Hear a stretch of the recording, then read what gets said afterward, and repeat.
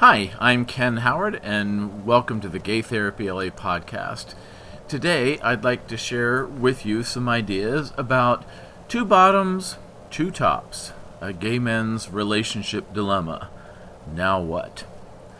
So, in my private practice, specializing in gay men's therapy and coaching for over 28 years, long time, and more recently specializing more in sex therapy issues, one of the challenges that guys bring to me fairly frequently in asking for help is the dilemma of being in a very good relationship that neither partner wants to leave, but they face a dilemma in that they realize they are both tops or both bottoms, and they feel the panic of a perceived sexual stalemate. It's a dilemma when so many variables in the relationship work, like compatible interests, values, cultural frame, emotions, social factors, class issues, etc.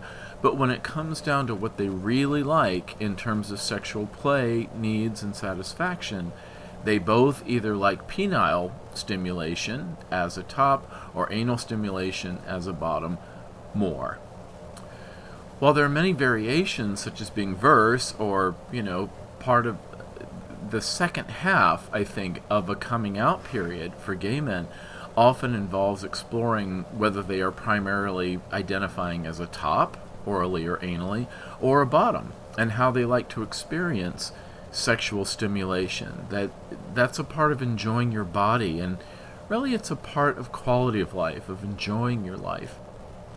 And how this develops about top-bottom preference is kind of a mystery. It's kind of like sexual orientation itself. There's lots of arguments about this whole nature-nurture thing. We know that being gay is not a choice, but we also know that the sexual orientation, even relative to bisexuality, on things like the Kinsey scale from the work of sex researcher Alfred Kinsey, and there's been some subsequent research that kind of describes a sexual orientation continuum.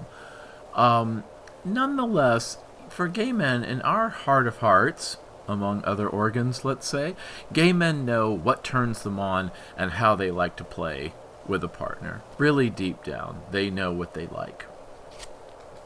So often, a gay male couple will come to me and they'll ask for help, and they'll just kind of lay this dilemma down at my feet and say, "So, dude, you're the expert. What do we do?" And while it's fair to ask, maybe even expect, that a long-time gay men specialist, psychotherapist, and sex therapist would have the answer right at the ready, it doesn't really work that way. The answer to what do we do has as many answers as there are gay male couples who face the question. The good news is I've seen many successful gay male couples navigate this situation. I want to share with you a couple of examples, and these are taken from actual clinical cases, but they're altered somewhat to protect their confidentiality. So let's talk about Jim and John. So Jim and John met in law school and have very busy careers now as corporate attorneys, and they work enough hours in a week, sometimes for two jobs. But they are the envy of their friends because they are both handsome, but in different ways, and they emanate a sweet romanticism that others either admire or they're jealous of. They're kind of one of those couples, You can just tell in their photos and by being around them that these guys are really in love, and it's really sweet to see. And there's no question for each of them that they want to share their lives together in a strong sense of commitment that they watch their parents and even their grandparents do growing up. But their challenge is that they came to realize they are both gay tops. And since PrEP came along, they live for condomless sex in which they can breed a gay bottom with abandon. It's just one of their favorite things in life, particularly as a respite from really busy corporate high-pressure jobs. And neither one of them really likes to bottom at all. They don't have much interest in it. They've tried it, but they end up feeling about bottoming about as much interest as they have in wanting sex with a woman. It's just not there for them. So what do Jim and John do? Since they are both traditionally handsome and somewhat privileged in terms of high income, They are social often, both locally and also attending international gay events like pride celebrations and other annual gatherings all over the world. And when they do, they're just not shy about approaching and landing some insatiable bottom guy that are, very happy to take care of both of them. But with the COVID-19 pandemic in 2020, they weren't socializing or traveling as much, and they were frustrated by having pent-up sexual feelings. So they worked on this by brainstorming ways to have sexual contact in ways that employ what I call the harm reduction model, that allows them to hook up a little bit and allows them to take some risk, but also reasonable precautions to avoid being exposed. They would talk to the person about, do they have any symptoms? They would talk about how they live and how much exposure to crowds do they have, and certainly have they had a test for COVID-19. And then so they've been able to hook up, and they get their sexual needs met overall just by having three-ways, especially when they travel. So while they have reported to me that they can be a little disappointed that they don't want more sex with each other, really, they honestly and frankly report that perfecting the art of the threesome has been a fun experience that they've cultivated over time, and that's given them one more thing that's fun to share their lives about among so many things. Now let's look at the case of Carlos and Fernando.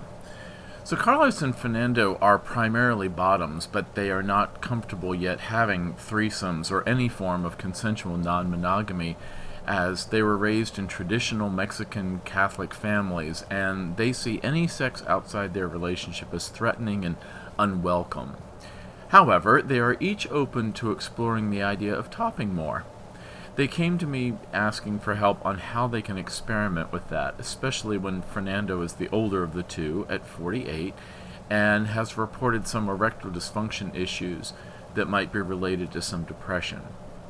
And in their case, I was working as both couples therapist and sex therapist, which may have many areas of overlap, but that might also involve a medical component, as Fernando might need a consultation with a psychiatrist for treatment for depression, like with an antidepressant medication, or maybe with an endocrinologist to check his testosterone and estrogen and other hormone levels, or even a urologist about blood flow to the penis for functioning, or something that might be anatomical or medical that a urologist could find, like maybe enlargement of the prostate or something like that.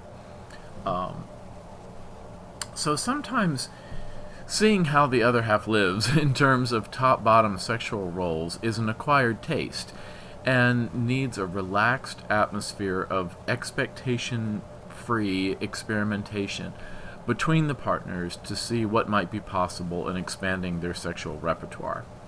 Even the idea of challenging the notion that only anal sex is the only legitimate form of gay sex needs discussion.